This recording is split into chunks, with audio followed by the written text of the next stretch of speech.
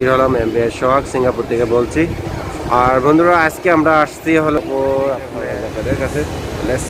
তো হ্যাঁ বন্ধুরা, তো আমরা যাবো কিছুক্ষণের মধ্যেই। তো আমরা টিকিটগুলো আগে কিনতে হবে।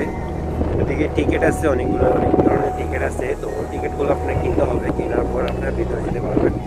তো এর ভিতরেই আমাদের সাথেই থাকবেন। আশা করি আমাদের ব্লগটা আজকে ভিডিওটা অনেক সুন্দর হওয়া হয় না। এই এক পাস আমার যাওয়া হয়েছে সিঙ্গাপুর সন্তুর সাথে যাওয়া হলো। তো আশা করি আপনাদের কাছে সবার কাছে অনেকটাই ভালো লাগবে ইনশাআল্লাহ।